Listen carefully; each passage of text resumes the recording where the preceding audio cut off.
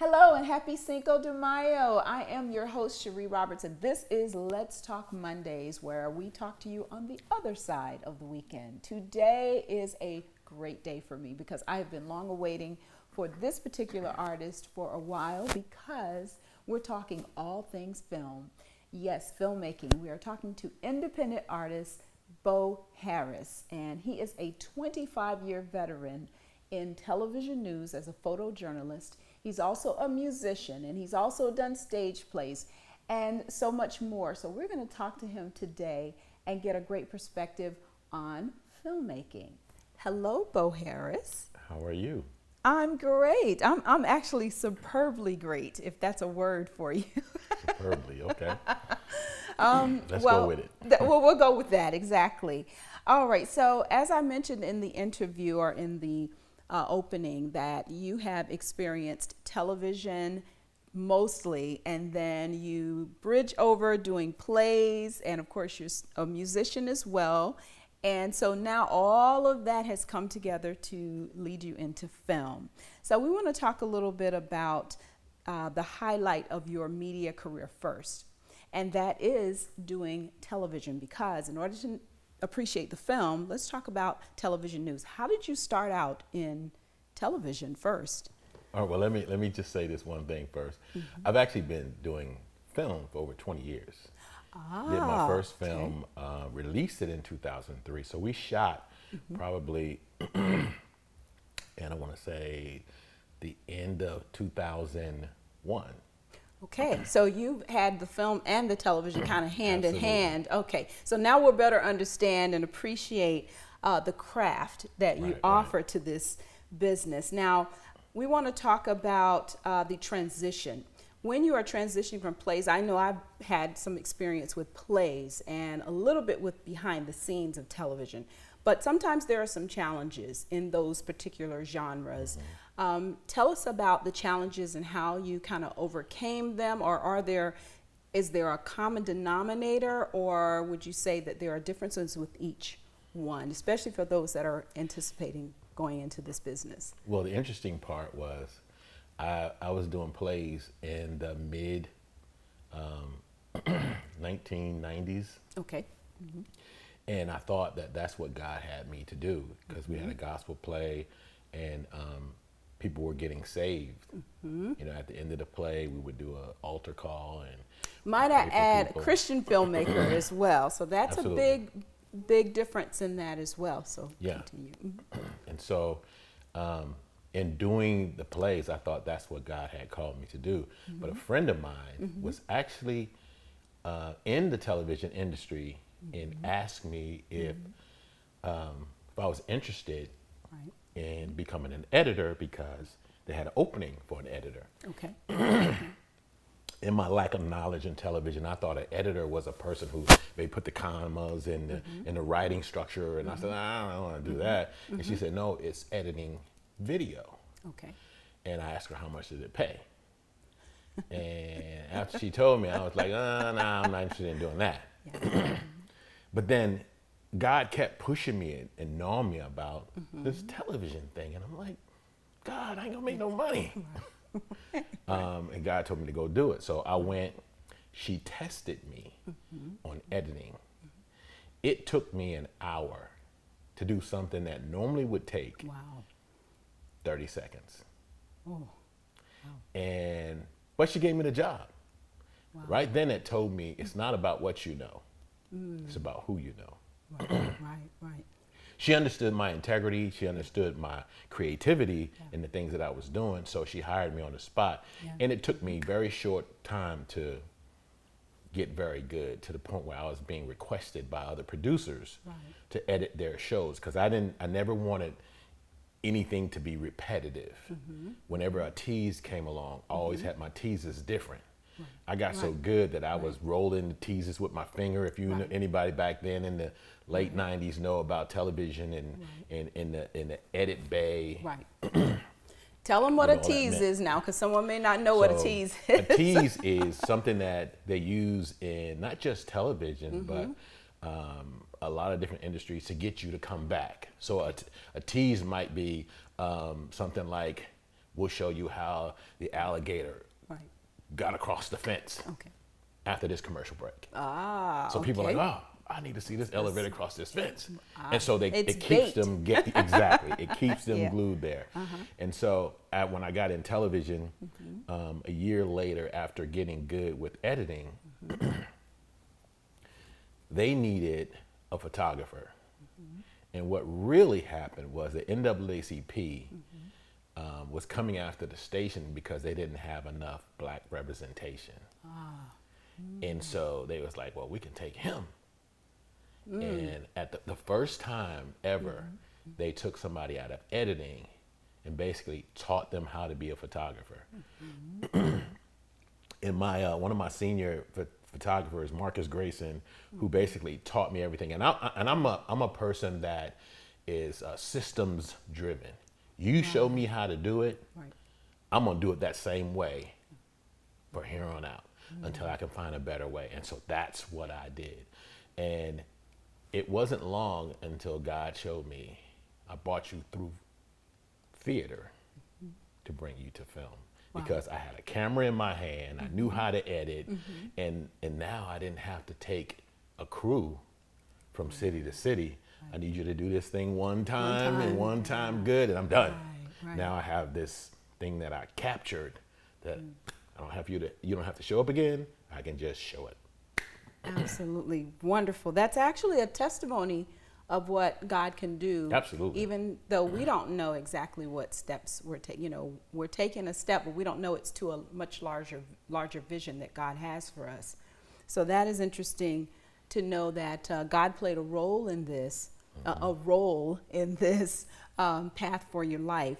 Now, there are a lot of schools that are going into that have had programs in theater, and they're now closing or no longer being available. And you mentioned something about taking a position that you may not necessarily know anything about, and then it leads to something else. Are there other pieces of advice like that for those that are aspiring to be in theater or in television? And there's a lot less options, but there's, I think, a lot more options for independent filmmakers. How would you address that? One thing I would tell people, because in this day and age, everybody wants something for nothing.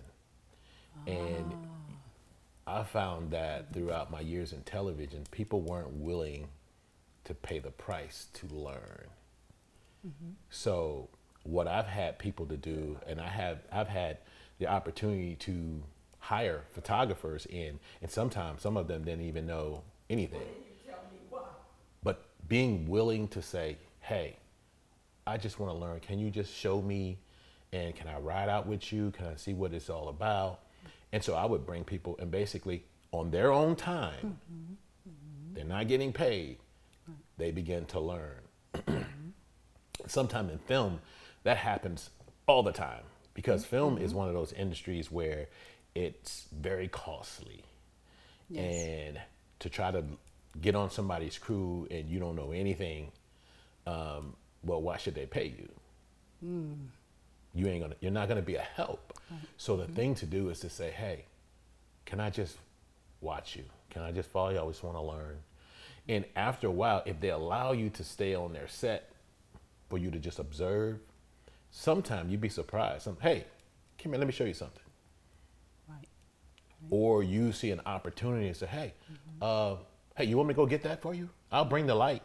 And so, hey, somebody move that light. Somebody go get I need a so-and-so. Right. You try to assist. Don't get in anybody's way, but ask to be a help. Can I help? Can I do that? I don't have to pay. You don't have to pay me anything, but it's an opportunity to learn. Right. And that's a key word you mentioned earlier about it's who you know.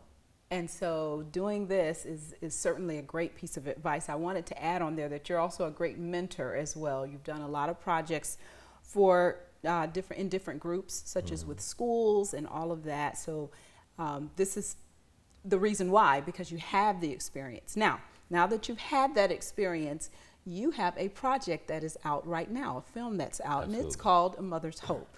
And I have been anxious to get on to this topic because tell us a little bit about A Mother's Hope and We're going to, of course, at the end talk about how they can see it and something really special coming up this week as well. But tell us a little about this latest film that you have out already. Okay, so I wrote A Mother's Hope back in 2005. Or shall I say, I completed it in 2005. I didn't start shooting until 2006. The term shooting means to film, to record. Not that we're actually shooting somebody, but it's about filming.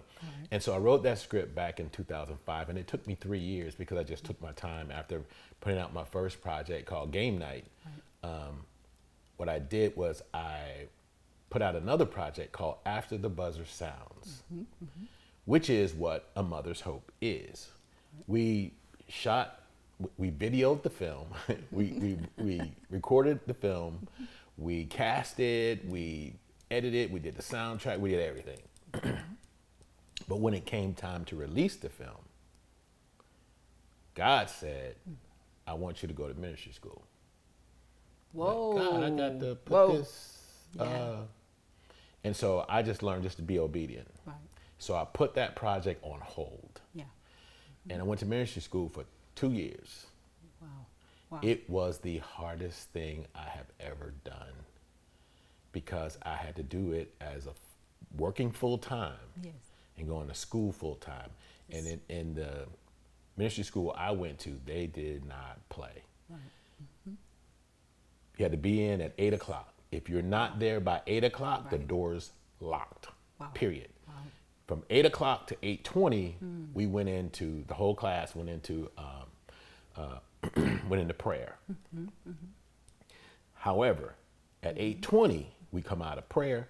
If you're at that door between 8:20 and 8:30, you got to come in. But you came in late.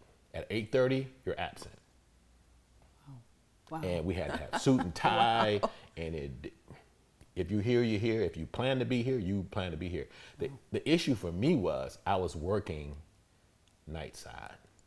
I would go to work from 2:30 in the evening, and I would get off at 11:30 at night. And if you know anything about television, the news come on at 11 o'clock. That means we were live at 11:05, 11:10. And during the 2 years I was gone, the first year, this little girl, 7, 8 years old, came up missing, Haley Cummins. And that was in Satsuma, Florida. It was an hour and a half away. So 11 o'clock at night, I was going live in Satsuma. And so we would have to pack up the live truck after our live shot and drive home. I would get home 1 o'clock in the morning. It had to be in class 8 o'clock or I was going to be late or absent. And so, and then we have these pop quizzes. I had no time to study. I'm working, and we had to read these books, and I had to keep books. I had bought these cargo pants and keep the book in my pocket, and I'm in a crime scene, and I'm with my camera, and I got the book out, and I'm reading. I'm getting through this class, and then at the end of the quarter, here's what they said: did you read the book? And the answer, you could say yes, but if you didn't, they would do this to you. Whether you read it or not, that's between you and God. So you're going to lie to God? God knows whether you read this book or not. So I read every book from cover to cover. If I had to stay up, I was reading books. You didn't have audio books at the time, so. No audio book. You had to put your eyes on every word, every sentence. And it was a lot. And at the end, and here's the weird part. So there was another class ahead of us. And so my class in that 2 year period, it was 13 of us in the class. We were the smallest class they've had. The class up before us, I think they had about 30 students. And it wasn't that they didn't have enough applicants. They selected the applicants, and that year they only came up with 13. After the first year, one person dropped out.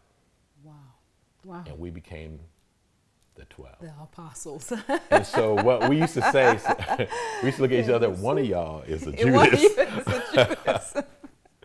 But it was amazing. We got through that class, and it was utterly amazing because we all knew we earned that.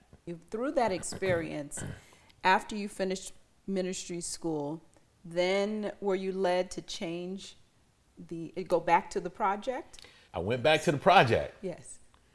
but the industry didn't wait on me. Uh-oh. Yeah. I graduated 2 years later in 2010, and by that time, everything was in full-on 1080 HD. And I shot that movie in Technology SD. change. Absolutely. Yes. SD means standard definition. That's where back in the day, everything was a box. Right. And then now everything is 9 by 16, 1080. Yeah. And so I tried to boost the quality of that movie, and it just, I could never get it clean enough to compare to all of the 1080 HD movies. I re-edited it, and it still did not work. Oh, wow. Wow. And so I was in this place where, okay, God, what am I supposed to do here? And it took me a few years, and God kept giving me these godly ideas and witty inventions on scripts and plots, and I was like, oh, like, what about after the buzzer sounds? Yeah. And so I put together a writing team with one of the ideas I had of a television series called Choices. Yes. And then all of a sudden it hit me. I just have to remake A Mother's Hope. I mean, After the Buzzer Sound, which today is A Mother's Hope. So we had to update it because back then people still had phones in their houses. Wow. Not the corded Landlines, line, yes. not they were wireless mostly, Right. but they had phones in the house, and some of our scenes reflected that. And the phones were older. Now everybody got iPhones and Androids and stuff like that. So I had to change a few scenes. Everybody's texting. One of the hallway scenes where there's issues going in the hallway, we even got kids out with their cell phone recording like they do today. Yes. Back then they didn't do that. So that movie has been through some transitions and all, but the core base of the story resonates.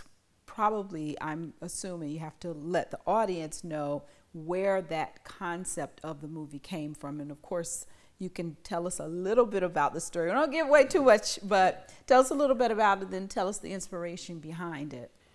So the inspiration behind it, it actually was God himself.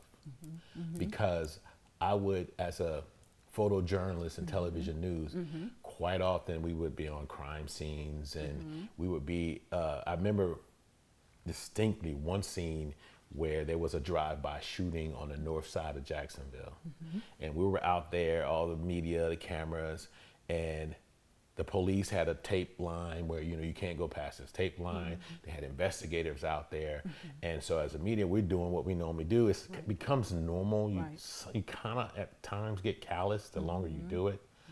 But I remember the screeching of this car coming around the corner. And everybody turns, and this car pulls in. And all of a sudden, the passenger side door opens, and this loud screeching. This mom had heard her son had been shot and killed. Wow. And she didn't believe it. She gets to that scene, and the police are everywhere, and the cameras and photographers are everywhere, and people are lined in the streets. And when reality hits, she just basically fell out the car, hollering and screaming. Everybody turns and focus, and the police rush over. They determine that's the mother of this kid. And so scenes like that has impacted me. And so I began to write the concept of what God has given me, and then you basically begin to expound on that. And anybody knows about what I do, sometimes now I just say, okay, God, what I'm supposed to write here?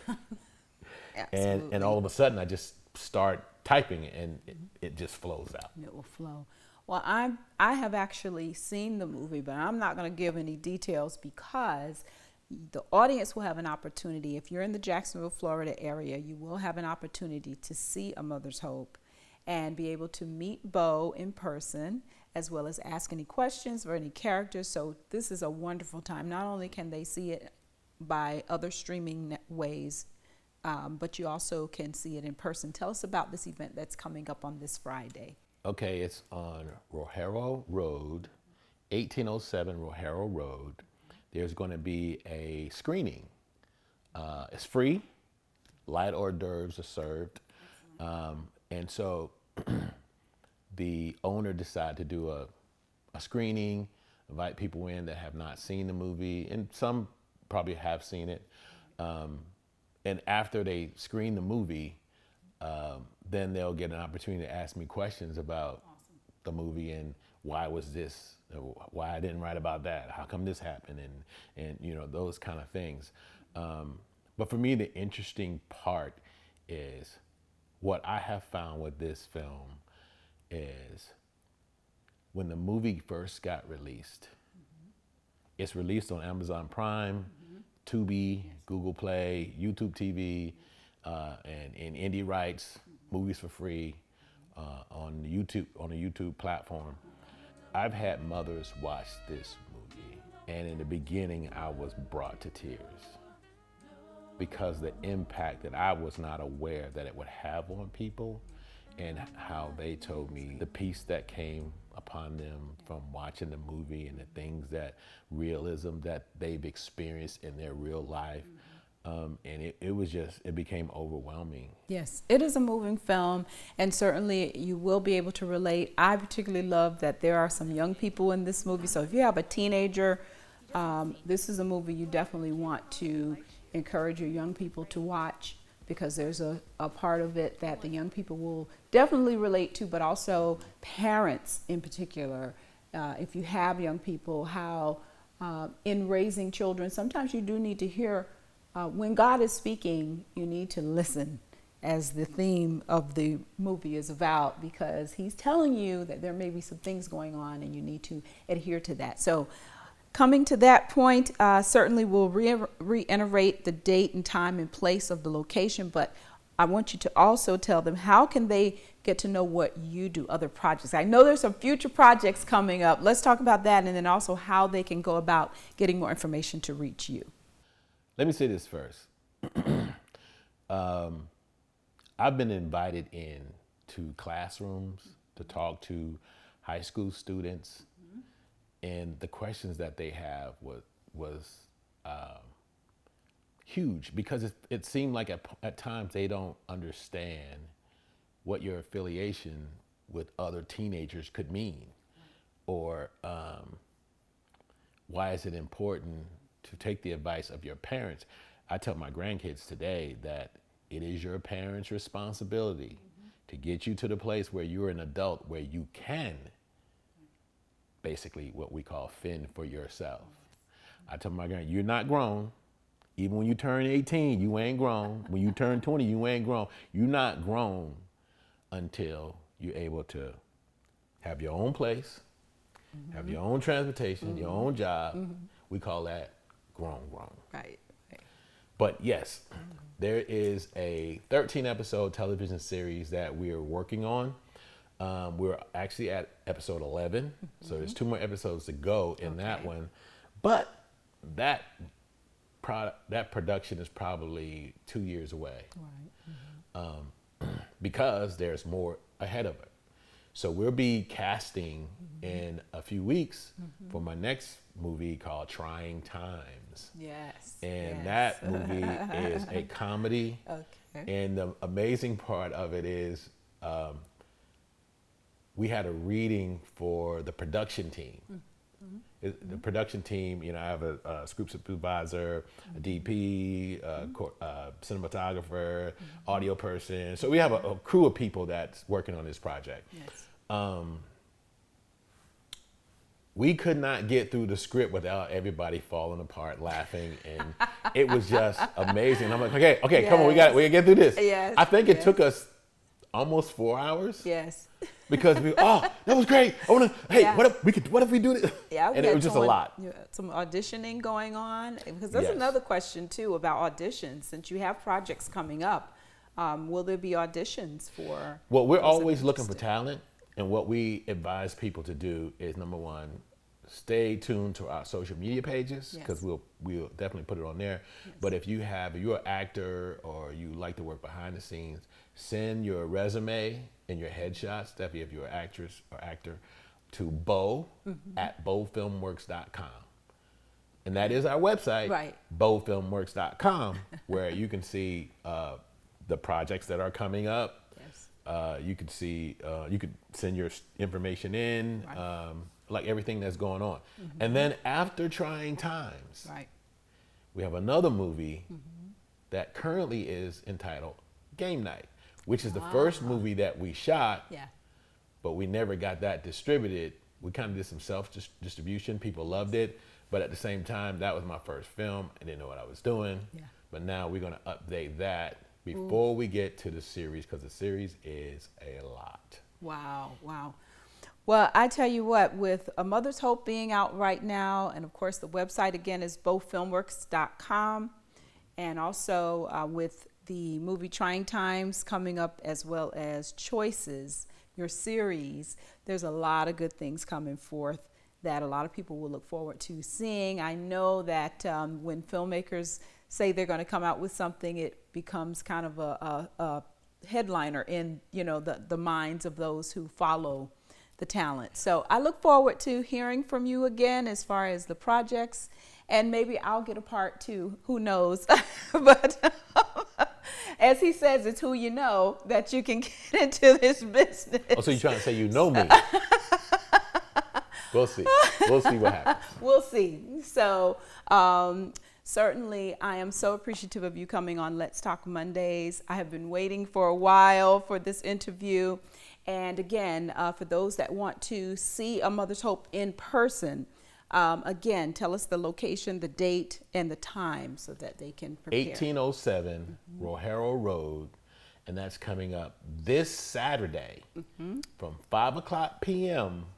to 9 o'clock p.m. Okay, from 5 p.m. to 9 p.m. p.m. It's Okay. Mother's Day weekend. There you go. Bring Mother's your Day moms weekend. That's out. the 10th of Yes. May. Okay. Bring your moms out. Yes. Yeah, treat them. It's free. Okay. That's the other thing. You don't Ah. have to pay a Yes. thing. Yes. Especially if you get some light hors d'oeuvres. Yes. What they are, I'm not sure right now. Yes. But you'll get an opportunity to come and see the film for the first time with a bunch of other people who haven't seen the film, and whatever the conversations that it will spark. And a lot of people said it. There's a lot of stuff that's happening, Right. that it will open your mind to ask a lot of questions. There's Oh, some wow. spiritual questions that people have asked me. Wow. Wow. So even if you're not affiliated with a church or anything, Right.